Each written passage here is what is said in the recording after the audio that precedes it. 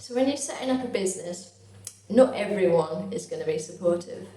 Not that they don't mean to be, but a lot of people have questions like, well, how are you going to pay yourself? Like, what about your mortgage? Or they just think you're not the type of person to have a business. And a lot of kind of what you do in the first years is just kind of trying to prove to people that you can actually kind of manage and grow a business. And, you know, over time, people start kind of believing you. They see the evidence, and especially as they see that business grow, like exponentially, and then like, oh yeah, okay, I can see you're good at this.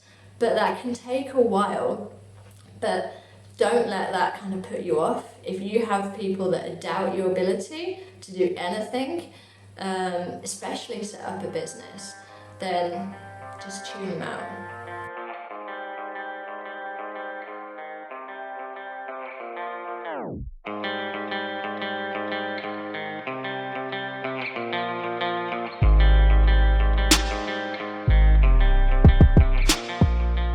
So don't be put off by people just kind of doubting your skills and your ability. If you really want to do it, then you'll find a way to do it and a way to make it work too.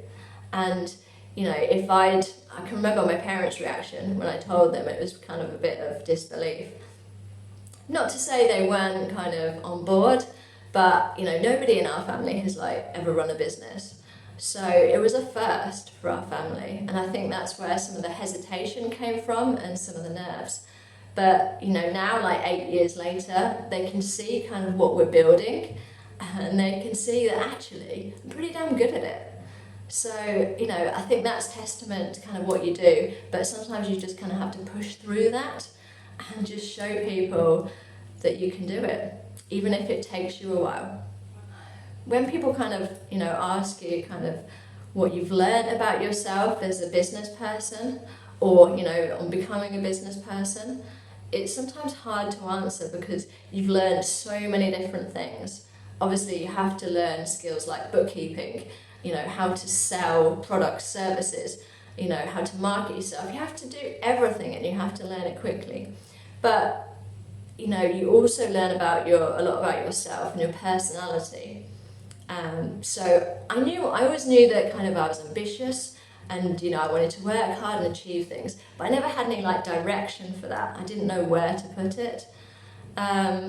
So when we set up business, I was finally like, right, I have somewhere to kind of channel all this ambition, and it just felt so natural.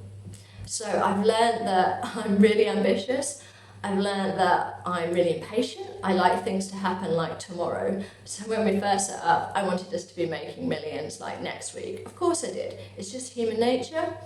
But, you know, after a while you learn that it's not going to happen like that, and you learn to be a bit more patient. But I'm very much somebody who thinks, right, I've had this idea, we're going to do this, let's go after it. So this isn't your typical kind of YouTuber story about starting your own business. This it very much kind of happened by accident, I guess, for me, in that I never thought I was going to own a business. I didn't think I was the type of person who could own a business and actually sleep at night. I thought I'd be too worried about everything. And yeah, I do worry, but not as much as I thought I would. And the only reason I'm here today talking to you is because one of the other co-founders, he had a conversation with me. And he said, oh, you know, we should set up our own business. And we were working for another company at the time, and I was like, nah, you know, we're not going to do that. I'm not that type of person. You know, that's not going to happen. Kind of laughed it off. And then, you know, 6 months later, or I can't remember how long later it was, but he said to me again, when one of the other co-founders was kind of working with him, look, we've got this opportunity now.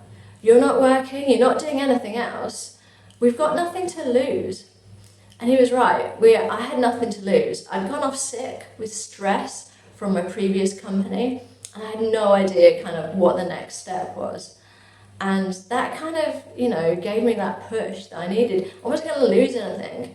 You know, things couldn't get worse at the time, really. So it just seemed like this real fun thing that I could do with my friends and people I'd worked with in the past. So literally we set up in my dining room, all like worked in a row for some reason, I've no idea why. And literally we just put all our time and energy into kind of growing JBH. And in the first year, I don't think we paid ourselves hardly anything, but we kind of expected that.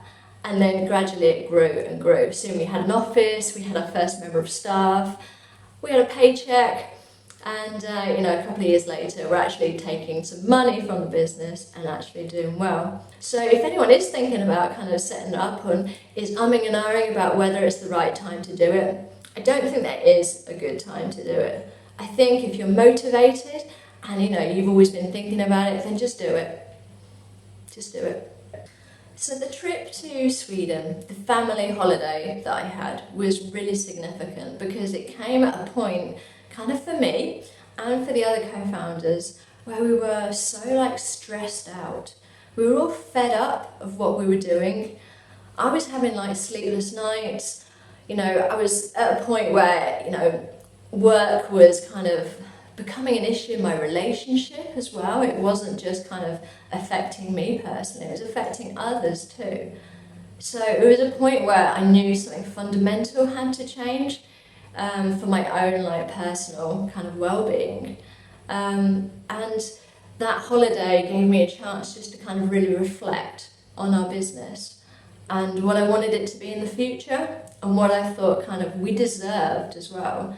We'd worked our asses off for, a good 5 years, but I didn't feel like we'd actually got anywhere. And that was really upsetting. We had these big objectives each year, and we weren't getting there. They just seemed a bit like pie in the sky.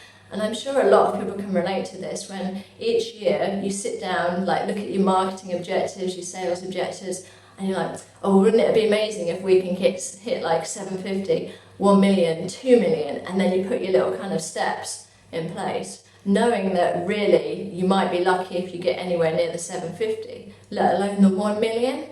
And the fact that you're doing that and it just seems to be wishful thinking just makes it worse.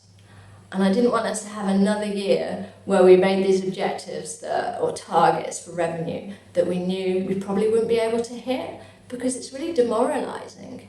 And actually you want to feel positive, you want to feel that something is achievable. So one of the reasons that we moved from Northampton to Manchester, a much bigger, obviously, city, was that there's so much more talent. There's 3 universities. I think actually there might be 4. There's 3 or 4 universities in Manchester. So there's so much talent graduating each year. And therefore, it was going to be much easier for us to grow our service, grow it quickly, and find the right people. And not only that, but there's an amazing culture in Manchester too. It's full of tech, business companies. There's so much kind of going on here, and we really wanted to be part of that. And we wanted people that we employed to feel like they were part of something that was going to go somewhere, something where we were going to create really great work. And that's always been so important to me, that we're recognised because of our product, for having a really kind of unique product that works. When we first arrived in Manchester, it was just myself and one other member of the staff, or the team, working in the office we had. And we were in Anco, it's this really cool kind of place in Manchester, and it just felt right. The office had the right vibes, it had that kind of historical character that you want from a really kind of cool city. So it felt good. It felt like we'd made a really cool decision and we were in the right place. And from there, things just kind of snowballed. It was much easier for us to find staff, and really quickly we were filling that space. And even though this coincided with the pandemic, and that's all I'm going to say on the note of the pandemic, we were growing really quickly, and it soon became apparent that we needed more space. So there's so many cool office spaces in Manchester, but we found one that really fit our culture and the vibe that we wanted to create for the agency as well. So it's very bright, it's very inspirational, it's very much kind of a collaborative place where you meet other like-minded people. So it was the perfect place for us to kind of develop the agency and really build on kind of our brand as well. And that it's become ingrained in that too. I was kind of born and raised for, the first few years of my life kind of outside of Manchester. And so being here also kind of meant something to me as well. It kind of like touched my heart. It was where I was meant to be. I wasn't just living somewhere, it was somewhere that I love, and somewhere, it's such an inspiring city. In the last few years, we've grown exponentially in a time when the world, and marketing teams everywhere have been kind of battling kind of the pandemic. So it hasn't been an easy time for a lot of people, but it just so happened to kind of time with when we were really building our brand, really getting known as well. And I think that's the really important part of it. It came just as we were finding our feet, we were investing in kind of our marketing, producing webinars, etc. And people were really hearing about us. And since then we've been winning loads of awards. Everything's just kind of spiraled. Not out of control, because that sounds bad, but in more of a controlled way, but it's just been so exciting. And the timing from that respect has just been perfect. We haven't grown this much ever in the whole kind of 8 years that we've been running. And that's down to kind of making that move, changing our strategy, and deciding to become a specialist. We were like a full service agency, and for anyone that doesn't or isn't in the agency world, it just means we were offering everything you can think of. So if someone said, "Do you do this? Do you do social media?" We're like, "Yeah, we do that," and then we'd find out how we did it afterwards and on the job. And it's not the way that any agency work should be delivered. And because of that, I felt like we were scrapping around for work too. And some of the work we were doing, it was so stressful. So one of the founders, constantly had sleepless nights, was always on call in case websites went down, etc. It wasn't like the life that we wanted to live. And so by specialising or focusing on one core product, we were able to kind of align ourselves as founders and as a business. And we had one focus, and this made everything so much easier. When you're trying to hit a revenue target, or you're trying to make as much money as possible from your business, it's easy to kind of, just think about work all the time. And, we're always throwing around like the work-life balance thing. And when you have a business, or you own a business, it tends to be all you can think about. And having any kind of balance seems to be kind of unnatural or unrealistic. But I think it is really important, and not every founder, wants to kind of spend 99% of their time kind of thinking about the business. They need that time away from it in order to recharge and then come back refreshed.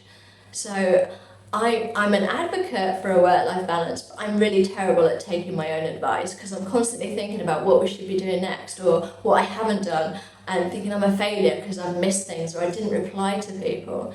And I think obviously that happens to kind of every kind of business owner. But after a while, I think you find it kind of less of a problem, and you're like, it's not the end of the world, I'm still fine, the business is fine, I'll just do that next week. As your business grows and your turnover increases, also so do your costs. Your rent goes up dramatically if you're still kind of working from an office. The amount you're paying your team goes up every month to a point where you're not sure whether you can sleep, or you hope you just got enough in the bank to kind of do payroll.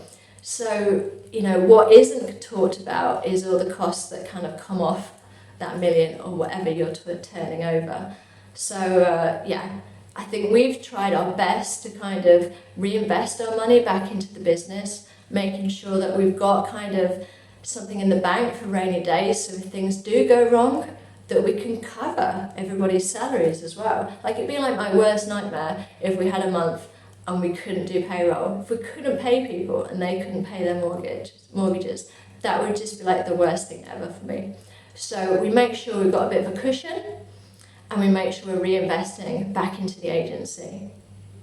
The funny thing is, it's only kind of in the last year or so, or last few years, that we've even benefited financially from running a business. And that might sound crazy because we're 8 years in, and you might think, well, what the hell have you been doing for the last few years? But mostly, we've been reinvesting it back into the business.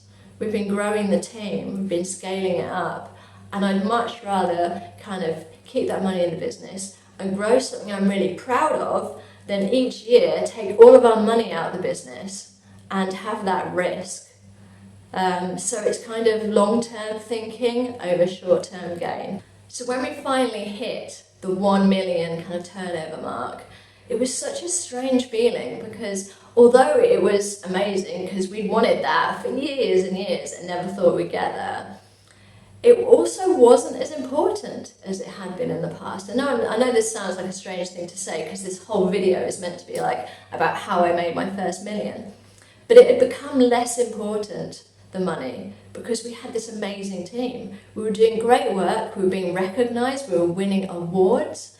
This was what I'd wanted, this is what we'd all wanted, and we were finally there. So yes, we celebrated and had an amazing night out and some, obviously, quite a few bottles of champagne, but it also wasn't the milestone I thought it was, because we created something greater than it just being about money. So yeah, making 1 million is amazing, but it's not the be-all and end-all, and that I think is quite surprising, or it was for me anyway.